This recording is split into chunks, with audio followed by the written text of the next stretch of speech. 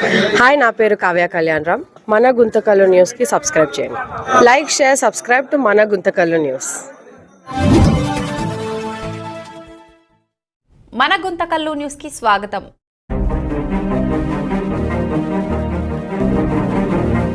Thank you. ఇక్కడ నుంచి మనం థ్యాంక్స్ చెప్తాం. అందరూ కూడా చెప్పండి థ్యాంక్ యూ అని. గౌరవ వేతనాన్ని పొందినటువంటి పాస్టర్లందరూ కూడా మరి ఇంకా ఎన్నో అక్కర్లు ఉన్నాయి. మీ అందరి తరఫున నేను మాట్లాడాలని ఒక 5 నిమిషాలు నాకు సంతోషము. ఎందుకంటే ఒకేసారి 7 నెలలు గౌరవ వేతనాన్ని విడుదల చేయడం అంటే సామాన్యమైన విషయం కాదు. ఈ కార్యక్రమంలో మరి చాలా మంది బెనిఫిట్ పొందినటువంటి వారందరి తరఫున మేము కూడా చెప్తున్నామండి, మీకు కృతజ్ఞతగా ఉంటామని భవిష్యత్తులో కూడా. కానీ మాకు కొన్ని అవసరాలు ఉన్నాయి, వాటిని మీ ముందు ఉంచాలని నేను మాట్లాడుతున్నాను. మా గుంతకల్ పట్టణంలో అందరికీ కమ్యూనిటీ హాల్స్ ఉన్నాయండి. క్రైస్తవులకి కమ్యూనిటీ హాల్ లేదు. తర్వాత అందరికీ ఎవరైనా చనిపోతే శ్మశాన భూములు అంటారు కదా, అట్లయినా అందరికి ఉన్నాయి. మాకు ఇంతవరకు శ్మశాన భూమిని కేటాయించలేదు. ప్రేమతో మీకు మనవి చేస్తున్నాను, వీటిని మీరు దయచేసి గుంతకల్ పట్టణంలో ఉన్నటువంటి క్రైస్తవులకు మీరు సహాయం చేయాల్సిందిగా ఈ ప్రభుత్వంలోనే ఈ కార్యక్రమాన్ని మీరు మాకు చేయాలని మనవి చేస్తున్నాను. మరి మేమందరం కూడా మీకు అండదండగా ఉండడానికి ఈ 2 కార్యాలు మీరు త్వరలో చేస్తే మేము ఇంకా కృతజ్ఞత కలిగి ఉంటామని మనవి చేస్తూ అందరి తరఫున ఈ చెప్పినాక అందరూ చెప్పండి, అవునా కదా? క్రైస్తవులకు శ్మశాన భూమి లేదు, క్రైస్తవులకు కమ్యూనిటీ హాల్ లేదు. కాబట్టి వీటిని ఇప్పుడున్నటువంటి ప్రభుత్వము దయచేసి మాకు కనికరించి చేయాలని మనవి చేస్తూ నేను ముగిస్తున్నాను. అందరికీ వందనాలు. గుంటకల్ నియోజకవర్గ సంఘ కాపురులందరి తరఫున మా యొక్క కృతజ్ఞతలు, మా యొక్క వందనములు మీకు మేము తెలియజేస్తుంటున్నాము. ముఖ్యంగా మన యొక్క తెలుగుదేశం ప్రభుత్వం, ప్రస్తుతం ఉన్న ప్రభుత్వం, మన ముఖ్యమంత్రి గారు శ్రీ నారా చంద్రబాబు నాయుడు గారు, వారు పాస్టర్లను ప్రేమించి వారికి గౌరవ వేతనాన్ని 7 నెలలది ఒకేసారి ఇవ్వటం ద్వారా వారు ఎంతోమంది అవసరతలు ఉన్నవాళ్ళు, చాలా బాధలు ఉన్నవారు, వాళ్ళు ఎంతో సంతోషపడ్డారు, తెప్పరిల్లారు. కాబట్టి ఇలాంటి గొప్ప సహాయాన్ని, ఈ యొక్క వేతనాన్ని ఇచ్చినటువంటి ఈ ప్రభుత్వానికి, మన నాయకులకు, ముఖ్యంగా చంద్రబాబు నాయుడు గారికి, ముఖ్యంగా మన గుంటకల్ నియోజకవర్గ ఎమ్మెల్యే గారు గౌరవనీయులు శ్రీ గుమ్నూరు జయరామ్ గారికి, పాస్టర్స్ తరఫున, ముఖ్యంగా మా కుటుంబాల తరఫున మా హృదయపూర్వకమైన కృతజ్ఞతలు తెలియజేస్తున్నాము. మేము ఎప్పుడూ మీకు రుణపడి ఉంటాము, మీకోసమో ప్రార్థిస్తుంటాం. దేవుడు మిమ్మల్ని, మీ కుటుంబాన్ని దీవించును గాక. ఇంతటితో ఈ మాటలు నేను ముగిస్తున్నాను. ఒకరికని కాదు, ప్రతి ఒక్క మతానికి, కులానికి న్యాయం చేసే ప్రభుత్వం అండి. అలాంటి ప్రభుత్వంలో మనం అందరం ఉన్నందుకు చాలా గర్వపడాలి. పాస్టర్లకి ఒకేసారి 35,000 రూపాయలు సార్ ఇచ్చారు.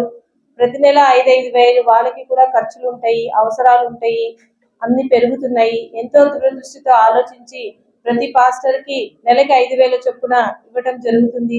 అది కూడా ఇప్పుడు ప్రభుత్వం వచ్చిన తర్వాత ఒకేసారి 35,000 వాళ్ళకి వాళ్ళ అకౌంట్ లో వేయించారు. అలాగే ఒకప్పుడు ప్రభుత్వంలో, మన తెలుగుదేశం ప్రభుత్వంలోనే మన క్రిస్మస్ తోఫా గాని, మన రంజాన్ తోఫా గాని, అలాగా సంక్రాంతి కానుక గాని, అలాంటివన్నీ చంద్రబాబు ప్రభుత్వంలోనే జరిగాయి. భవిష్యత్ అంటేనే చంద్రబాబు గారు ఉంటేనే అది భవిష్యత్తు. మనము మన పిల్లల గురించి ఆలోచించకపోయినా ఆయన మన పిల్లలు, మనవాళ్ళ గురించి కూడా ఆయన ఆలోచిస్తూ పగులు రాత్రి శ్రమిస్తున్నారు. గంటకి 24 గంటలు ఉంటే ఆయన నాకు తెలిసి 25 గంటలు మరి ఎక్కడి నుంచి పనిచేస్తారు అంటే అంతవరకు ఆయన చేస్తున్నారు. ఆయన చేసే దాంట్లో మనమందరం కూడా మన వంతుగా సగం చేసినా కూడా మన రాష్ట్రాన్ని, మన ఊరిని, మన దేశాన్ని బాగు చేసుకోవచ్చని నా యొక్క అభిప్రాయం. కాబట్టి అందరం కష్టపడాలి. ప్రభుత్వం రావడమే కాదు, ప్రభుత్వ బాధ్యతే కాదు, మన బాధ్యత కూడా. ప్రతి ఒక్క పౌరుడు ఎప్పుడైతే ఆలోచిస్తాడో అప్పుడే దేశం పురోగతికి వెళ్తుంది అన్నమాట. ప్రతి ఒక్కదాన్ని మనం చేస్తూ ఉంటే మన దేశం బాగుపడి మన రాష్ట్రంకి ఇప్పుడు అమరావతిలో నిన్న మోడీ గారు వచ్చారు, ఎంతో బాగా డెవలప్మెంట్ కి మనకి సహకరిస్తుంది కేంద్రం కూడా. ఇలాంటి మంచి ప్రభుత్వము ఉన్నప్పుడు, కేంద్ర ప్రభుత్వం నుంచి సహకారం ఉన్నప్పుడు మనకు కూడా భవిష్యత్తు బాగుంటుందని నా యొక్క అభిప్రాయం. ఈ అవకాశం ఇచ్చిన పెద్దలకు ధన్యవాదాలు. పార్టీ అధినేత చంద్రబాబు నాయుడు గారు పెంచినందుకు ఈ సమావేశం ఏర్పాటు చేసుకున్నాం. ఈ సమావేశానికి ముఖ్య అతిథులు గౌరవనీయులు గుంతకల్ ఎమ్మెల్యే తమ్ముడు మన నారాయణ స్వామి గారికి, మన స్వామిదాస్ గారికి, మిగిలిన ఆనంద్ గారికి, ఓబ్లేస్ గారికి, ఈ వేదిక మీద ఉన్నటువంటి పెద్దలు అందరికి కూడా పేరు పేరున నమస్కారాలు. ఈరోజు ఎంతో శుభదినం.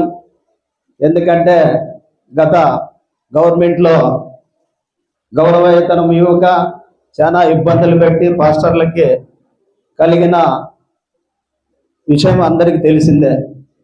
అది మన తెలుగుదేశం పార్టీ అధినేత చంద్రబాబు నాయుడు గారు వచ్చిన తర్వాత గవర్నమెంట్ ఆయన హామీలు ఇచ్చాడు. మన ఎలక్షన్లో మీ గౌరవ వేతనాలన్నీ తప్పకుండా మా గవర్నమెంట్ వస్తే ఇస్తానని చెప్పేసి ఆయన చెప్పడం జరిగింది. అదేవిధంగా ఆయన చెప్పిన ప్రకారమే ఆయన మాట నిలబెట్టుకున్నాడు. దాని విషయంలో కూడా మన గుమ్మనూరు జయరాం గారు ఎమ్మెల్యే గారు కూడా దీని విషయంలో చొరవ తీసుకొని మాకు న్యాయం చేయాలని చెప్పి ఆయన చెప్పడం జరిగింది.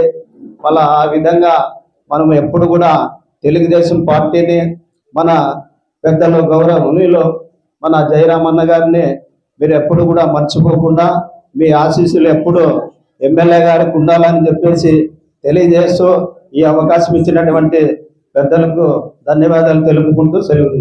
అందరికీ క్రిస్టియన్ అధ్యక్షులందరికీ హృదయపూర్వక నమస్కారం తెలుసుకుంటూ, ముఖ్యంగా మనం ఈరోజు ఏర్పాటు చేసుకున్న కార్యక్రమంగా చంద్రబాబు నాయుడు గారు ఇచ్చిన ఎన్నికల్లో హామీల భాగంగా పాస్టర్లు కూడా కొనసాగి ఆ ముందు ఏం క్రిస్టియన్స్కి ఎలా ఇచ్చారో కానీ వాళ్ళకి నిలిపేశారో మధ్యలో ఇచ్చారో కానీ పాస్టర్లకు తెలుసు ఆ విషయం. మరి ఆ ఉన్న దానిని నేను అట్లే కంటిన్యూ చేస్తానని, అలాగే పాస్టర్లకి వేతనం దాదాపు 7 నెలలు అంటే 5,000 కదా సార్, 5,000 ప్రకారంగా దాదాపు 35,000 రూపాయలు ఒకటేసారి శాంక్షన్ చేయడం అది గర్వకారణంగా అభివర్ణిస్తుంది. ఒకటేసారి ఇచ్చేసి దాదాపు పాస్టర్లందరికీ అభివృద్ధిలో భాగంగా క్రిస్టియన్ పాస్టర్లకి ఎవరికి బకాయిలు ఉంచకూడదు. వారు చేసే సర్వీసులు చాలా మంచిగా ఉంటాయి, వాళ్ళు ఇచ్చే భక్తి ప్రేయర్స్ చేసే వాళ్ళకు మంచిగా ఉంటాయనే ఉద్దేశంతో చంద్రబాబు నాయుడు గారు వీళ్ళని గుర్తించి ఒకటేసారి దాదాపు మన రాష్ట్రంలో ఎంతమంది అయితే క్రిస్టియన్ పాస్టర్ సోదరులు ఎంతమంది ఉంటారో వారందరికీ ఇవ్వడం జరిగింది.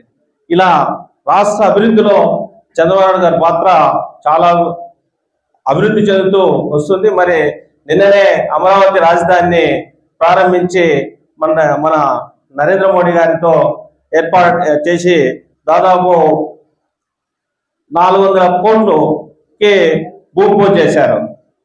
మరి నరేంద్ర మోడీ గారు ఒక్కొక్క దాదాపు 10 సంవత్సరాల పైన 10 ప్రాజెక్టుల పైన దాదాపు అన్ని బటన్ నొక్కి ప్రారంభించారు.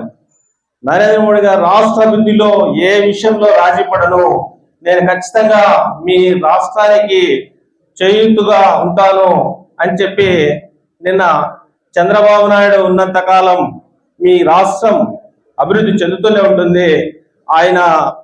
ఆయన మన చేస్తున్న అంటే హైటెక్ సిటీని ఎలా అభివృద్ధి చేశారో ఆ విధంగానే గుర్తుకుండిపోతుంది అమరావతి అనే ఉద్దేశంతో అని తెలియజేశారు. ఆ విధంగా చంద్రబాబు నాయుడు గారు